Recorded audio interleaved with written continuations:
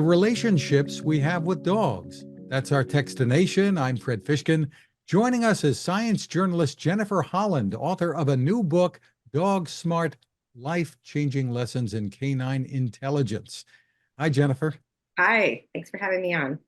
A real pleasure. You are also the author of the bestseller Unlikely Friendships, wonderful stories about surprising bonds in the animal kingdom. There's really been a series of books, I think, from that. Yeah. This new book, Dog Smart, is beautifully done. Some of what is here won't surprise many dog lovers, but some things will. So tell us first about your motivation. Partly, I suppose, Getty and Monk. Getty and Monk, yeah, I have two not terribly well-behaved dogs, I have to admit, but they're definitely my muses. But for the book, I really was able to get out and meet many, many dogs, dozens and dozens of dogs. And my intention was really to consider dog intelligence, but kind of more from the dog's perspective in a way. And what does it mean to be intelligent outside of the human realm and in a dog's world using the natural tools of the dog? And so I went to working dogs because they are the animals that have had the most opportunities to be intelligent, to use all of their natural skills, and just had a great time getting to know the emotional support dogs, the sniffer dogs, the seeing eye dogs, all the different animals out there that we've managed to bring out the best in, and it was remarkable. Well, you really can help change our perception here, too, I think, of what is a dog's intelligence, the criteria that we use to say, hey, that dog is smart. Yes, We need exactly. to rethink some of that, don't we? I think so. I mean, certainly there's intelligence in dogs that can respond to our commands and do all the things that, dogs normally do in our households. But if they don't respond to our commands, it doesn't necessarily mean they're dumb. And we need to think outside of the human way of thinking and think, well, what is, a dog's way of seeing the world is really through the nose, for example. And so why not sort of give them more credit for that olfactory intelligence that they use in so many remarkable ways. Well, tell me about some of those experiences that you referred to, the dogs that you met in doing the research here. Yeah, sure. Despite the fact that it was the pandemic, I was able to do quite a bit of field work, which was really a testament to the trainers and handlers and all the people that hosted me and that let me come meet them and spend time with their dogs.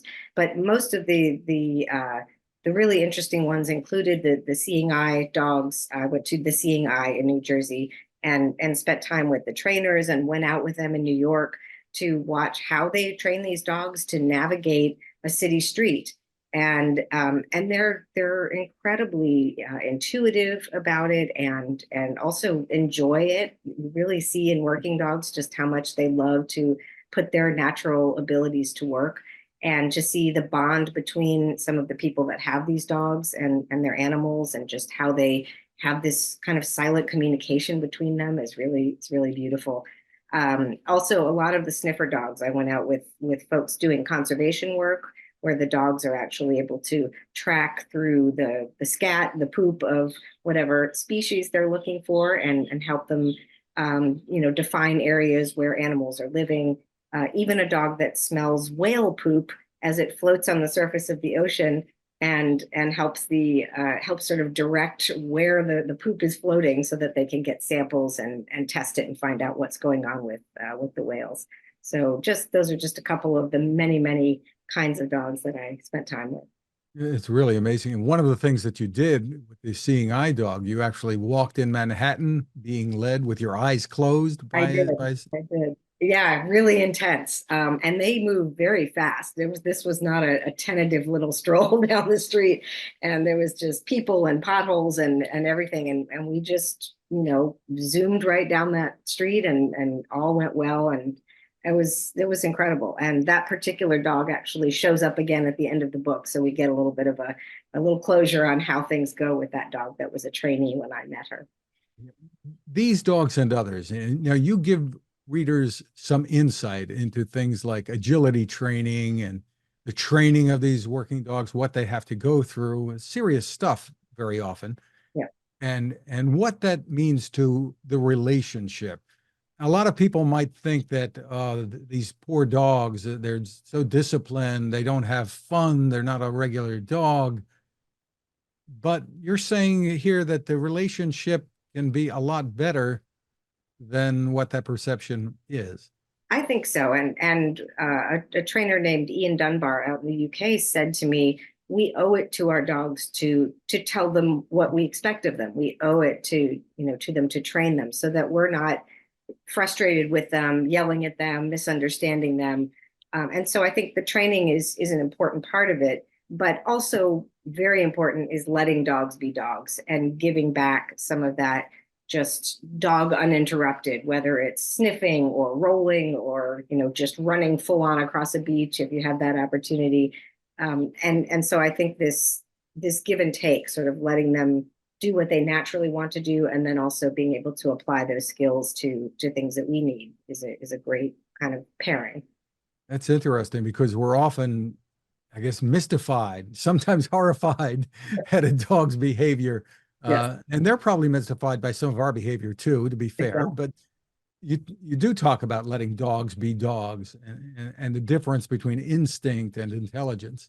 Yes, and I think in a way, just doing the book has changed a little bit of how I deal with my dogs. I'm a bit more patient. I try to give them choices. I try to let them sniff longer, even if I'm in a hurry. I'm less apt to just kind of yank them along on a walk, and just remembering what it is that's important to them for their species, regardless of my being there. And just letting them have that because it's good for their morale, it's good for their brains, it's good for them in all ways. So it's really important. What are your thoughts about the way many of us have treated our dogs? I mean, they are family members, but we tend to impose thoughts. Oh, he's thinking this or that, and that's why he's behaving this way. Yeah. Uh, Yeah. is there validity to any of that, or are we just fooling ourselves? Yeah, I mean, it's human nature to probably try to answer that question all the time. And I think some people are better at it than others. I think learning, I talk in the book a lot about learning kind of the language of the dog and really trying to understand a little bit more about what their body language is telling us and what their vocalizations are saying. And not to make assumptions that they're just like us because they really come from a different place and they're seeing the world in a different way. Appreciating that we do things in a primate way. So just petting a dog and running up and hugging a dog, things like that, that's not sort of natural for a canine. They tolerate it, which says a lot about them, most of the time, I should say. But the fact that they have kind of allowed us to fit them into our niche, but also what a great benefit to them to fit into our niche too. And so I think that's an important part of it is to keep that in mind. And they have individual personalities too. Absolutely, absolutely. And breed matters, but it's not everything by any means. There's a lot of individuality within a breed, and just because you have a German Shepherd doesn't mean it's going to be a great police protector dog. You're going to get all sorts. Can intelligence be taught? I think it can certainly be grown, especially when we're thinking about these kind of natural intelligences. So something like social intelligence in a dog, if you give them more opportunities to socialize, then that's going to expand what they're able to do. And just like with a person, if you give them practice, they're going to do better. Something like olfaction, they all have that capability, and it's a matter of letting them use it and really letting them train themselves, I think, to use it in a very natural way. I suppose we're all fascinated by the behaviors sometimes, and I mean, look at YouTube or TikTok or whatever you want, or even a TV show, America's Got Talent or something like that. Dogs become the stars. Absolutely. We have such an incredible bond with them. There's such a long history there. And really I think more than any other animal, it's not that dogs are smarter per se. It's just that this very special relationship that has come about over time that in many ways dogs may have initiated. I think makes it just a little bit different, and we've shaped each other. We've certainly shaped dogs in many ways, but even genetically and even just physiologically, the way the dog's face, the little muscles in the eyebrow that let them do kind of that puppy dog look, things like that, they can trace over the course of domestication. They see changes in some of those, which reflect our, relationship with the animals and how we feel about them. Just terrific. So are there a couple of things that you want people to really take away from this and learn from reading the book? We love our dogs. I don't think it's realistic to think we're going to be partners as opposed to owners, which I've heard some people say. We're always going to be in charge. And so that puts us in a position of, being responsible and making good choices for the animals so that they have the very best life. And that includes appreciating their ways and appreciating their communication system and getting to know it as well as possible, rather than just expecting them to always respond to us and do as we tell them to do. Very interesting. The title again, Dog Smart, Life-Changing Lessons in Canine Intelligence from National Geographic. Jennifer Holland, thank you for your work and for spending time with us. Thank you so much.